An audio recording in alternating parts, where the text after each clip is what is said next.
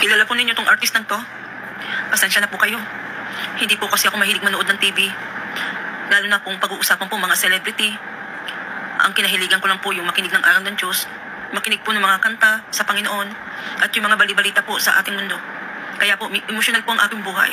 Kasi dinadama ko po yung mga nangyayari po sa paligid po natin. Hindi lang ako naging emotional para sa pamilya ko, kung hindi po sa nangyayari po sa mga kababayan natin, sa mga kapwa nating tao, sa paligid natin.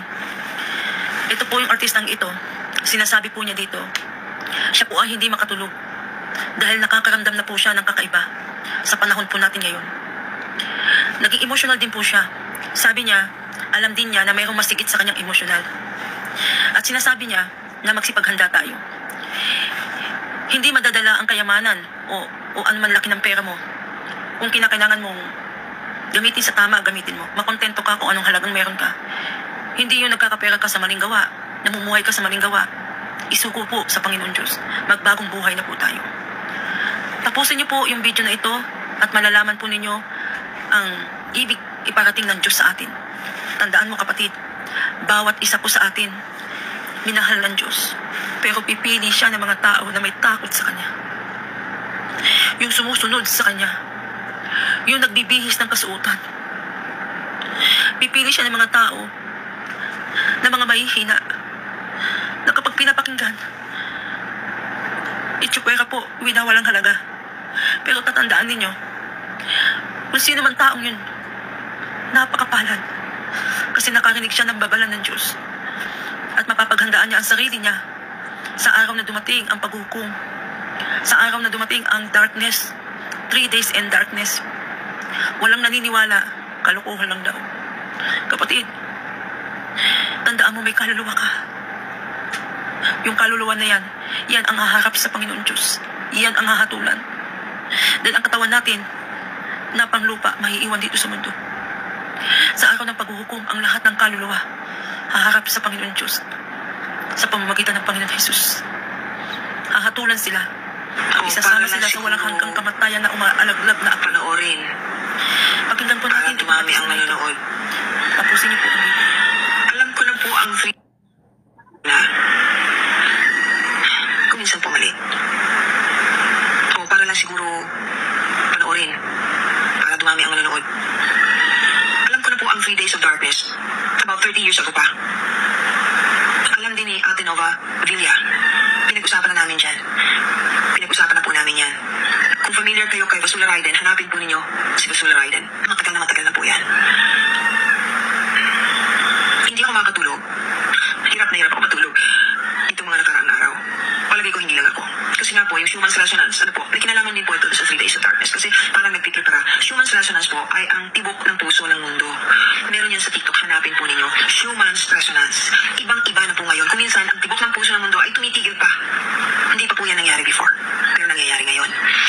May mga colors po yan. May green, may a little bit of yellow, may red, of course, bagyong red, pero yung white masyado ng erratic na sa taas po yun, ang lalaki ng moment. Affected po ang mga tao sensitibo. Pero kahit hindi po sensitibo talaga, nararamdaman na. Ang dami ng pagkasasamang nangyayari sa mundo. Hindi nyo ba napapansin? Hindi lang dito, hindi lang sa atin. Kaya maghanda-handa po tayo. Pero yung pong prediction ng mangyayaring 3 Days of Darkness, si Ama lang po talaga nakakaalam. Si Ama lang. Kahit po si Jesus, hindi niya alam, sinabi niya, si Ama lang ang nakakaalam. Pero ngayon, ang dami na pong nag-claim na mangyayari ito ngayong December 21. Magkakaroon ng napakalalang solar storm. Kung sa bagay, nangyayari na yung solar storm ngayon, ano po? Pagkatapos unti-unti magdidilim ang mundo. Paghandaan po natin kung sakasakaling mangyayari. Ngayon pa lang, kung maaari na kayong lumapit sa Panginoon, humingi ng tawad, gumawa ng paraan para maging matuwid, para maligtas, gawin na po ninyo. Ang kinalulungkot kasi ng langit, kaya magdidilim, ay dahil labis-labis na ang kasamaan. Pag kami namamatay, ipinagbubunyi. Katulad po ng nangyari kay Charlie Kirk. Regardless of whether you like what he's saying or not, ibig ko po sabihin, hindi dapat ipagbunyi ang pagkamatay ng isang tao kahit hindi ninyo gusto ang kanyang sinasabi, kahit hindi ninyo siya kapartido ka. Ang pagkamatay, pagka minurder ang isang tao, ay dapat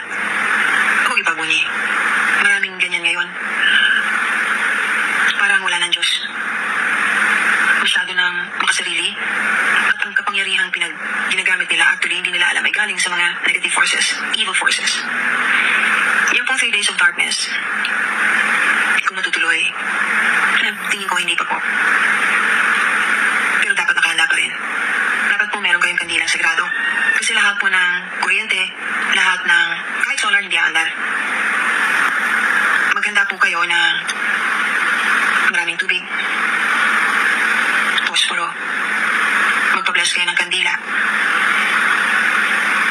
Yung mga may sakit o meron mga iniinom na gamot, araw-araw, maintenance po pa, bumili na kayo ng marami-rami. Kasi pag nangyari yan, magkakagulo talaga. Magsasara lahat. Magkakaroon ng looting. Kasi kahit na 3 araw lamang ang magiging madilim, mga pangyayaring hindi maiiwasan na hindi maganda ay magkaganap. Kaya yung mga importanteng bagay para sa inyo, katulad nga po ng gamot, bumili na kayo. Pagkain, at saka tubig. Magkakaroon po yan ng mga riots, looting, at saka sasamantalahin ng mga masasama. Papasukin ng mga bahay-bahay. Of course, magbabayad sila na po. Pero hindi po biro pag nangyari ito. After 8 months, kung sakaling mangyari, kunyari, natuloy yung sa December 21,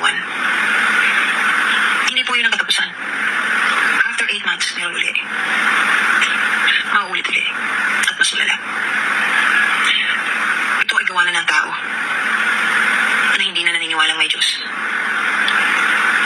Ito ay gawa ng mga taong wala ng empathy. Paano hindi magagalit ang langit? Sumobra na ang pagkaganig natin.